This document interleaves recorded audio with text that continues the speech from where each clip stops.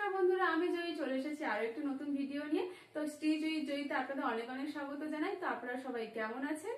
তো অনেক দিদিভাইরা আছে বা যারা সেলাইয়ের কাজে নতুন, তারা কিন্তু সমস্ত সঠিক নিয়মে কিন্তু ব্লাউজ কাটিং করেন, তারপরেও কিন্তু খাপ আপনাদের চ্যাপ্টা হয়। তো এখানে আমি অনেকগুলো টিপস দিয়ে দেবো, যার জন্য কিন্তু আপনাদের খাপ এরকম রাউন্ড হবে।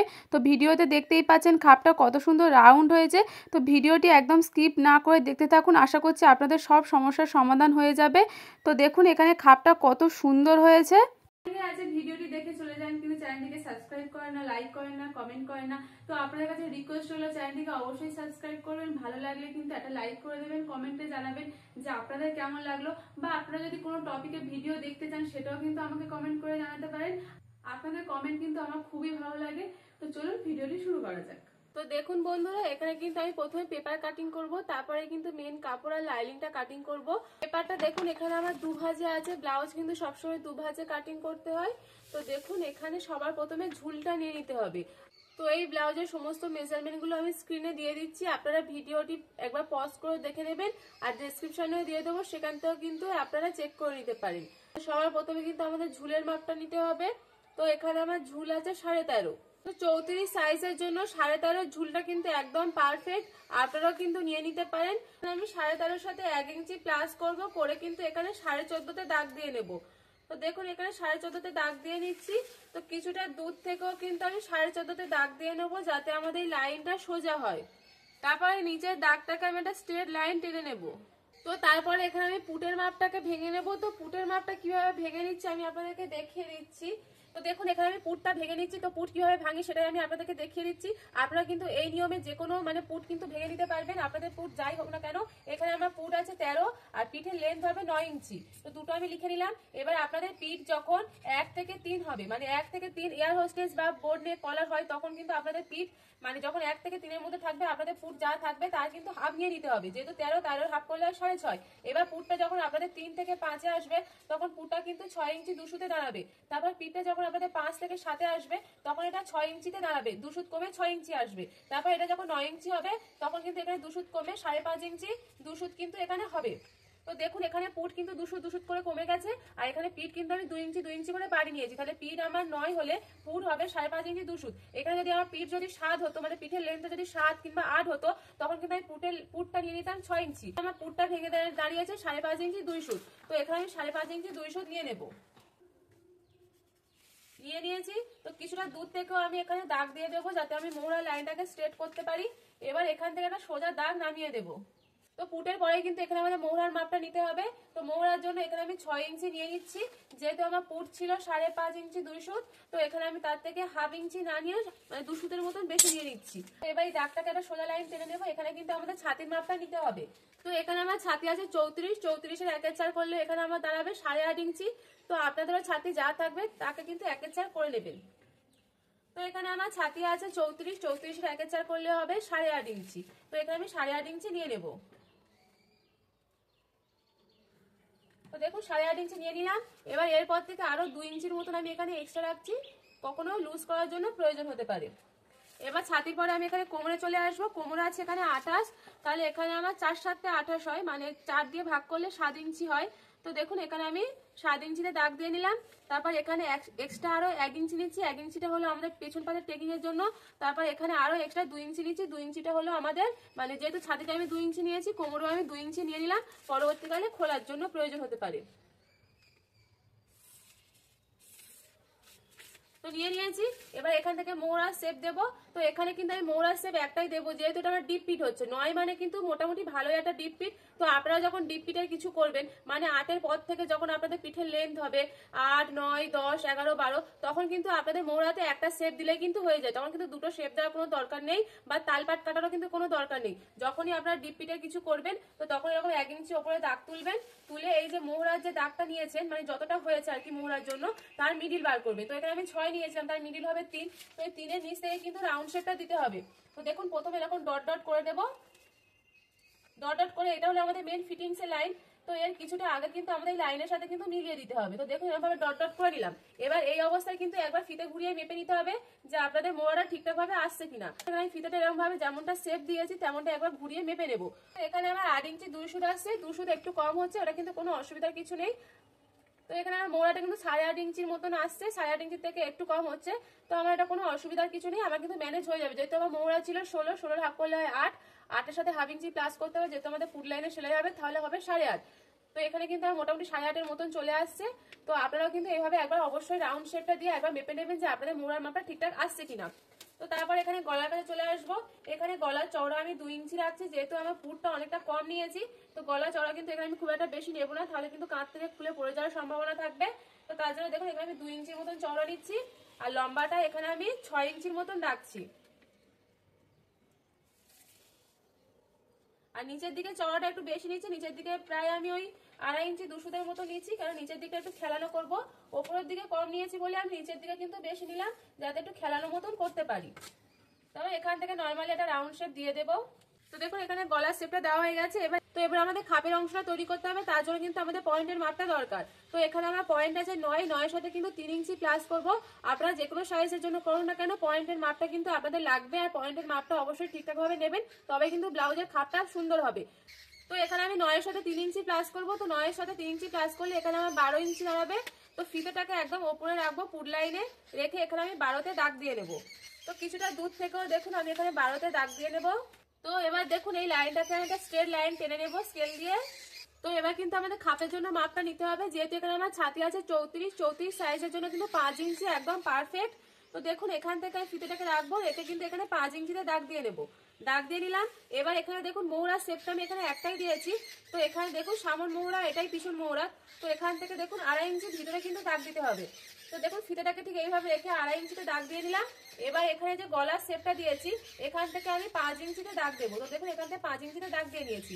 এবার এই 3টে দাগটা কিন্তু আমাদের আলতো হাতে কিন্তু একটা রাউন্ড শেপ দিতে হবে। আপনারা কিন্তু একেবারে দিতে যাবেন না, এরকম প্রথমে ডট ডট দিয়ে দেবেন, ডট ডট দিয়ে কিন্তু এইভাবে কিন্তু মিলিয়ে নেবেন। তো দেখুন এখানে মিলিয়ে নিয়েছি। এবার খাপের ওপরের অংশ খাপের নিচের অংশটা তৈরি করে নেবো। তার জন্য দেখুন এরকম 3 ইঞ্চি 3 ইঞ্চি করে দুদিকে দাগ দিয়ে নেবো। যেহেতু আমরা পয়েন্টের সাথে 3 ইঞ্চি প্লাস করেছিলাম, সেই জন্য কিন্তু এখানে আমাদের প্রথমে 3 ইঞ্চি 3 ইঞ্চি করে দাগ দিয়ে নিতে হবে। তো 3 ইঞ্চি 3 ইঞ্চি করে দাগ দিয়ে নিয়েছি দু সাইডে। এবার খাপের জন্য আমি এখানে টোটাল 5 ইঞ্চি নিয়েছিলাম, তো এর কিন্তু মিডিলটা বার করে নিতে হবে। তো 5-এর হাফ করলে হয় এখানে 2.5 ইঞ্চি। ঠিক আমি 2.5 ইঞ্চিতে কিন্তু দাগটা কিন্তু দিয়ে নিলাম। দিয়ে এবার দু সাইডে আপনারা ঠিক যতটা নিয়েছেন মিডিলে কিন্তু তার থেকে কিন্তু হাফ ইঞ্চি কম নিতে হবে। তো দু সাইডে আমি এখানে 3 ইঞ্চি নিয়েছিলাম, দু সাইডে আপনারা যা নেবেন মিডিলে কিন্তু তার থেকে হাফ ইঞ্চি কম নিতে হবে। তো মিডিলে দেখুন আমি এখানে 2.5 ইঞ্চি নিয়ে নিয়েছি। এবার এই 3টে দাগকে কিন্তু আমাদের রাউন্ড শেপ দিতে হবে। তো এই শেপটা কিন্তু আপনারা অবশ্যই হাত দিয়ে দেবেন, কোনো ফিতে বা স্কেল কিন্তু এখানে ব্যবহার করবেন না, তাহলে কিন্তু আপনাদের খাপ কিন্তু একদম রাউন্ড কিন্তু হবে না। তো এইভাবে কিন্তু সুন্দরভাবে কিন্তু একটা শেপ দিয়ে নেবেন। তো দেখুন এখানে কিন্তু সুন্দরভাবে শেপ দিয়ে নিয়েছি, আর এখানে কিন্তু অবশ্যই চেষ্টা করবেন যেন রাউন্ড হয়ে থাকে। এখানে কোনো প্রকারের ছুঁচ বা কোণ যাতে না সৃষ্টি হয়, তাহলে কিন্তু আপনাদের খাপটা ছুঁচালো হয়ে থাকবে। মানে দেখুন আমি এখানে ভালোভাবে কিন্তু রাউন্ড শেপ দিয়ে নিয়েছি। তো এখানে কিন্তু পুরো ড্রয়িং কিন্তু আমার কমপ্লিট হয়ে গেল। তো যেমনটা আমি ড্রয়িং করেছি তেমনটাই কিন্তু এখানে আমি কাটিংটা করে নেবো। আর যেহেতু এটা আমার ডবল ভাঁজে আছে, এখানে কিন্তু আমার সামন পাট আর পিছন পাটটা কিন্তু আলাদাভাবে বেরিয়ে যাবে, শুধু মিডিল থেকে আলাদা করে নিলেই কিন্তু হয়ে যাবে। তো বেল্টের এখানে কিন্তু একটা শেপ হয়, সেই শেপটা আমি দিতে ভুলে গিয়েছিলাম, তো এখন আমি দিয়ে নেবো। তো এখান থেকে আমি 1.25 ইঞ্চি ওপরে একটা দাগ দিয়েছি। তো দেখুন এখান থেকে ফিতেটাকে রাখবেন, রেখে 1.25 ইঞ্চি, 1.25 ইঞ্চি বলতে এখানে 1 ইঞ্চির থেকে 2 সুত কম দিয়ে এবার এই দাগটাকে এইভাবে আলতো হাতে এরকম করে নিচে এই লাইনের সাথে কিন্তু মিলিয়ে দিতে হবে। তো এইভাবে কিন্তু দিতে হবে, দিলে কিন্তু এখানে বেল্টের শেপটা কিন্তু হয়ে যাবে। এটা আপনারা আগেই দিয়ে নেবেন, আমি দিতে ভুলে গিয়েছিলাম, এখন আমি দিয়ে নিচ্ছি। দেখুন এখানে আমি দিয়ে নিলাম। দেখুন এখানে কিন্তু আমি দুটো পার্টকে কিন্তু মিডিল থেকে কেটে আলাদা করে নিয়েছি। এবার এটা কিন্তু আমাদের পিছন পার্ট, এটা কিন্তু কিছু করার নেই, এটা কিন্তু এই ডাইসটা বসে কিন্তু আমার পিছনের পার্টটা কাটিং করলে কিন্তু হয়ে যাবে। এবার সামন পার্টে কিন্তু কয়েকটা জিনিস চেঞ্জ করতে হবে, এখানে কিন্তু খাপটাকে কিন্তু বাড়াতে হবে। তার জন্য প্রথমে এখানে গলার শেপটাকে আমি কেটে নেব। তো এখানে আমার ভিডিওটা রেকর্ড করা হয়নি, কোনোভাবে মিস হয়ে গিয়েছিল। তো আমি আপনাদেরকে আরেকবার বলে দিচ্ছি, এখানে কিন্তু একটা বেল্টের শেপ দিতে হবে। তো এখান থেকে দেখুন 1.25 ইঞ্চি ওপরে একটা দাগ তুলবেন, তুলে কিন্তু এই দাগটাকে আলতো হাতে কিন্তু এইভাবে একটা রাউন্ড শেপ দিয়ে কিন্তু এই দাগের সাথে কিন্তু এইভাবে মিলিয়ে দিতে হবে। তো বেল্টের পাতে অবশ্যই আপনারা দেখে থাকবেন এরকম কিন্তু হাফ ইঞ্চির বা 1.25 ইঞ্চির কিন্তু একটা শেপ থাকে।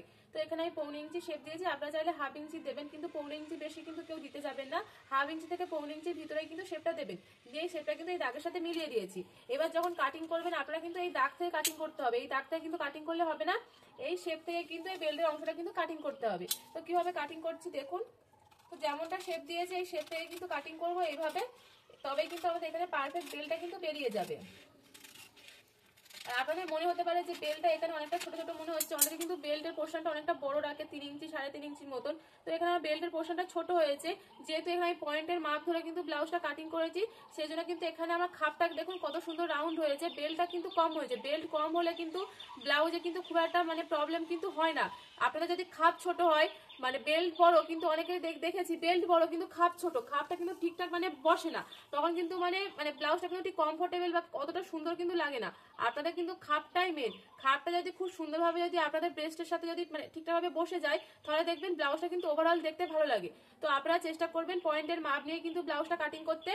বেল্ট মিনিমাম 2.5 ইঞ্চি 3 ইঞ্চি থাকলে হয়ে যায়, মোটামুটি 2.5 ইঞ্চি যেন থাকে, অবশ্যই এটা খেয়াল করবেন। এবার কিন্তু আমাদের এই খাপের ওপরের অংশ আর খাপের নিচের অংশটাকে কিন্তু বাড়াতে হবে। এইভাবে কিন্তু আমরা যদি ব্লাউজ কাটিং করি তাহলে কিন্তু আমরা ব্লাউজ কিন্তু পরতে পারবো না, অতিরিক্ত টাইট হয়ে যাবে। এই যে এস পার্টটা আছে এখানে কিন্তু কিছু বেশি নেওয়ার নেই, এটা আমি এখানে রেখে দেবো। আর এই খাপের ওপরের অংশটা বাড়াতে হবে, নিচের অংশটা বাড়াতে হবে। আর বেল্টের শুধু যেদিকে যে সোজা দিকটা আছে এদিকে কিন্তু আমাদের বাড়াতে হবে, উপরের দিকে কিন্তু কিছু আমরা বাড়াবো না। তো দেখুন এখানে আমি আরেকটা পেপার নিয়ে নিয়েছি, প্রথমে খাপের ওপরের অংশটাকে বাড়াবো, তারপরে কিন্তু খাপের নিচের অংশটাকে বাড়াবো। তার জন্য দেখুন প্রথমে এরকম ফাঁকা একটা জায়গায় কিন্তু এটাকে আমাদের প্রথমে বসিয়ে নিতে হবে। তারপরে প্রথমে দেখুন খাপটাকে রেখে এখানে ভালো করে পিন করে নেব। প্রথমে আমাদের খাপের দু সাইডে বেশি নিতে হবে, তো এখানে আমি 1 ইঞ্চি 1 ইঞ্চি করে নিচ্ছি। ফিতেটাকে রেখেছি ভালো করে, দেখুন এই যে শেপটা আছে এই শেপ ধরেই কিন্তু আমি ফিতেটাকে রেখেছি। কেউ কিন্তু এরকম ভাবে সোজা ভাবে নেবেন না, তাহলে কিন্তু আপনাদের খাপ ভালো হবে না, বা এইভাবেও কিন্তু নেবেন না। আপনাদের এই যে শেপটা আছে সেই শেপের সোজা যেন ফিতেটাকে এইভাবে রাখবেন, রেখে কিন্তু তবেই নেবেন, এটাই কিন্তু সঠিক নিয়ম। এইভাবে মাপ নিলে আপনাদের খাপ কিন্তু খুব সুন্দরভাবে তৈরি হবে। তো দেখুন এই যে শেপটা আছে সেই শেপ ধরে কিন্তু ফিতেটাকে আমি রেখেছি।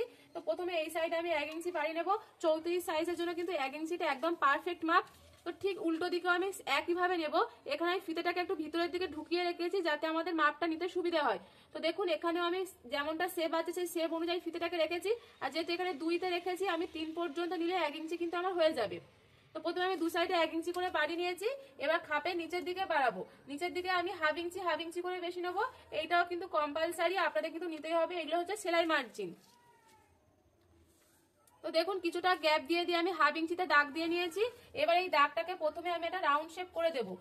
তো রাউন্ড শেপটা করার জন্য কিন্তু আমি কিছুটা গ্যাপ দিয়ে দিয়ে হাফ ইঞ্চি দাগ দিয়েছি, যাতে আমাদের শেপটা দিতে সুবিধা হয়। তো দেখুন এখানে আমি দাগটা দিয়ে নিলাম। এবার যেদিকে যে সোজা দিকটা আছে এদিকে কিন্তু আমাদের হুক আর হুকের ঘর হবে। তাহলে দেখুন এখানে আমি 3 সুতের মতন বেশি নেব। আপনারা চাইলে যারা নতুন সেলাইয়ের কাজে তারা হাফ ইঞ্চি দিতে পারেন। তো এখানে আমি 3 সুতের মতন বেশি নিয়েছি। এই দাগটাকে এবার ফিতে দিয়ে সোজা মিলিয়ে দেবো, যেহেতু এই দাগটা আমাদের সোজা আছে এখানে দাগটাও কিন্তু আমাদের সোজা দিতে হবে। আর এবার ঠিক উল্টো দিকে মানে যেদিকে রাউন্ড শেপ আছে এখান থেকেও কিন্তু আমাদের হাফ ইঞ্চি বেশি নিতে হবে, এটাও কম্পালসারি। তো হাফ ইঞ্চিতে দাগ দিয়ে দিলাম। এবার এই দাগটাকে এই দাগের সাথে কিন্তু রাউন্ড করে মেলাতে হবে। তো প্রথমে এরকম আপনারা ডট ডট করে নেবেন, একেবারে কিন্তু মেলাতে যাবেন না, তাহলে কিন্তু শেপটা ভালো আসবে না। তো এরকম ডট ডট করে এইভাবে কিন্তু মিলিয়ে দেবেন। এখানে কিন্তু কোনো স্কেল বা ফিতে ব্যবহার করবেন না, এরকম হাত দিয়ে কিন্তু আন্দাজে সম্পূর্ণটা মেলাতে হবে। তো দেখুন এখানে কিন্তু আমার খাপের ওপরের অংশটা তৈরি হয়ে গেছে, এবার খাপের নিচের অংশটা তৈরি করব। তার জন্য প্রথমে এখানে আমি ফিতে ঘুরিয়ে ঘুরিয়ে মেপে নেব যে এখানে আমার মাপটা কতটা আছে। নিচের দাগটা থেকে কিন্তু মাপবেন, ওপরে কিন্তু মাপবেন না, নিচে যে দাগটা মানে বাড়িয়েছেন সেখান থেকে কিন্তু মাপতে হবে। তো দেখুন এখানে আমার এসে দাঁড়াচ্ছে 7.5 ইঞ্চি। তো পেপারের একটা ফাঁকা জায়গায় আমি প্রথমে 7.5 ইঞ্চি দাগটা আমি নিয়ে নেব। তো দেখুন এরকম 7.5 ইঞ্চি আমি দাগটা টেনে নিলাম।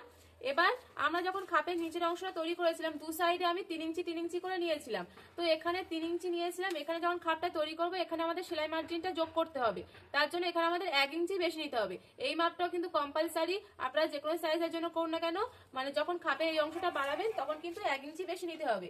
তো এখানে 3 ইঞ্চি ছিল, 1 ইঞ্চি বেশি নিয়ে কিন্তু 4 ইঞ্চি হবে। প্রথমে একটা 4 ইঞ্চি একটা স্ট্রেট লাইন তুলে দেবো। যেহেতু নিচে 7.5 নিয়েছিলাম, ওপরে 7.5 আসছে কিনা, তো দেখুন ওপরেও কিন্তু আমার 7.5 আসছে। এবার ওপরের দাগটাকেও কিন্তু একটা স্ট্রেট লাইন টেনে নেব। তো তার আগে এদিক থেকেও আমি একটা 4 ইঞ্চিতে দাগ তুলে নেব। তুলে নিয়ে এখানে দেখুন একটা চৌকো বক্সের মতন কিন্তু তৈরি হয়েছে।